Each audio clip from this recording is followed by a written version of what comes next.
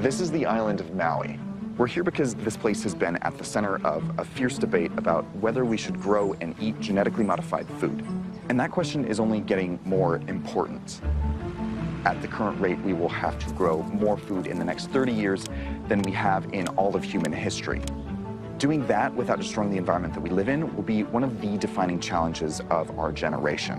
And many experts argue that to do that, we'll have to engineer the genes of our food. But the safety of that technology has been controversial for decades. So, should we be worried about genetically modified food? On August 17, 2007, 150 people protested against GMOs in Algarve, Portugal. Despite being declared a GMO-free zone, GM corn MON 810 was cultivated. Para cerca de 2 hectarificados.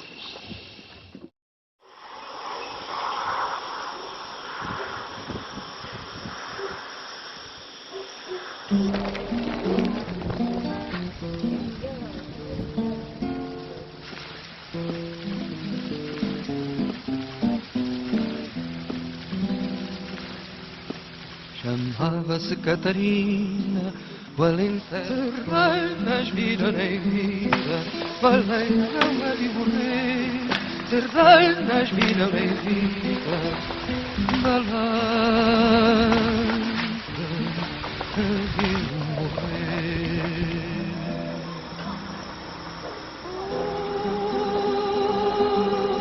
Vim para aqui gravar esta merda, sei parte disso.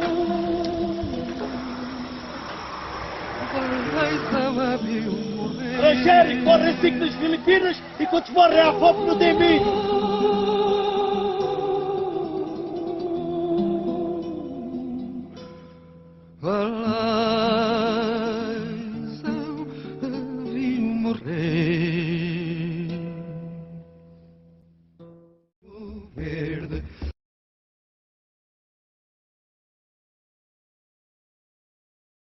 Ai, namorai rapazinho, verde, ai, milho verde, milho verde.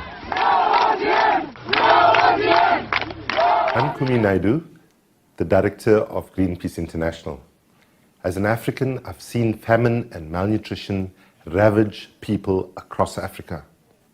I desperately want, like you, to live in a world where everyone gets the food and nutrition they need to live healthy lives.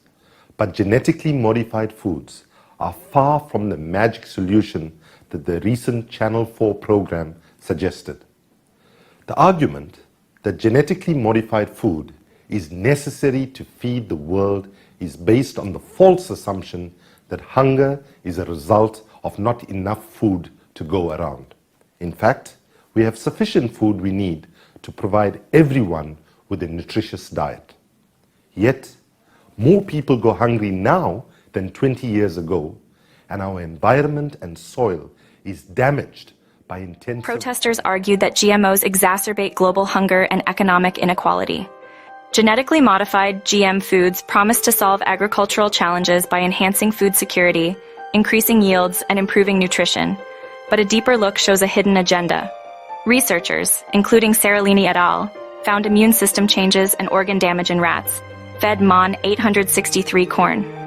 MON 810 corn releases Bt toxin continuously, raising concerns about human health and environmental impacts, including the development of Bt-resistant pests. Most of our current ideas, especially in a revolutionary area like biotechnology, are going to turn out to be wrong. That's not a denigration or an insult to science. That's the way a science progresses.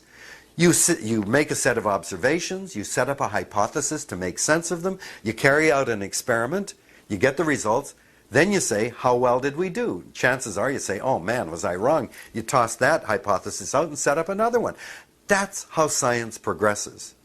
So I want to repeat, in any revolutionary area, and biotechnology is a revolutionary area, most of our current ideas are wrong. Then I ask you, what the hell is the rush to apply these ideas that we're getting? We're still at the bare beginning of understanding of what we're doing. The rush to apply these ideas is absolutely dangerous because we don't have a clue what the long-term impact of our manipulations is going to be. Companies patent GM seeds, controlling their distribution and pricing. Farmers must buy new seeds each season, creating dependency on seed companies. This cycle ensures continuous revenue for companies, but imposes financial burdens For on thousands farmers. of years, farmers have been harvesting their crops and keeping back the best of the seeds for each season to plant the following year, so that farmers get the best crops. This is the way it is still done today over much of the world. And until now, this has kept large corporations out of the basis of our food production.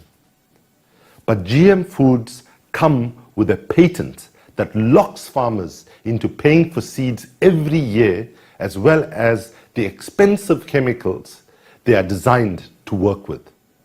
It also places the focus on single food crops for global trade, while denying people a balanced diet and destroying the environment we all depend on.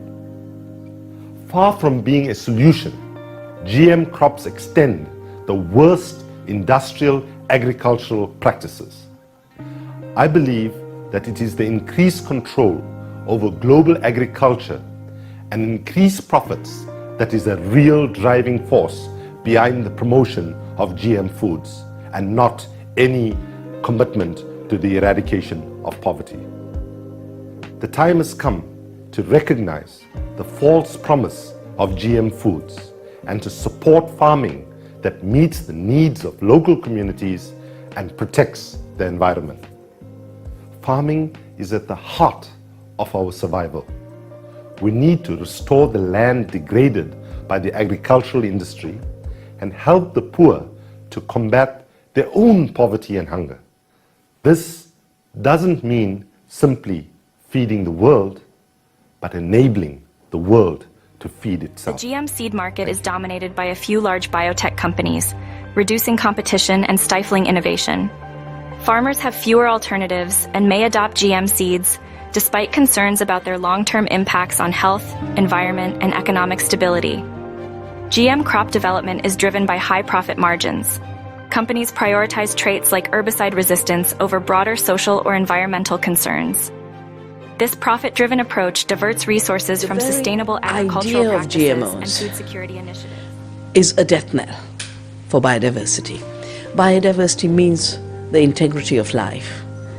GMOs mean appropriating life to own it and patent it.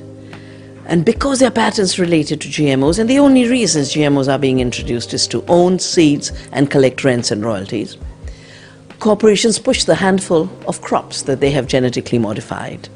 So you can see in the last few years, cropping systems have been reduced to corn and soya and cotton and canola, when we have cultivated and eaten thousands of crop varieties and species. The uniformity and monocultures that are being pushed by GMOs are driving out diversity directly, but they are driving out diversity because instead of using less more efficiently, which they always claim that land we are using more efficiently, they're having to invade the Amazon, they're having to invade the grasslands of Argentina for a very expansive and wasteful agriculture. And when you spray Roundup on Roundup ready crops, you are literally killing food and diversity. When you plant Bt cotton seeds, you are killing the bees and the pollinators and the soil organisms. GMOs are a recipe for ecocide.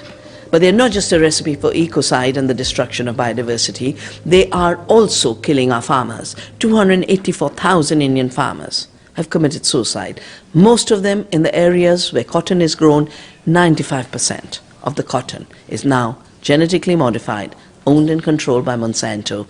The farmers are dying because Monsanto is making profits by owning life which it never created but pretends to create. That is why we need to reclaim the seed. That is why we need to get rid of GMOs. That is why we have to stop patenting of life.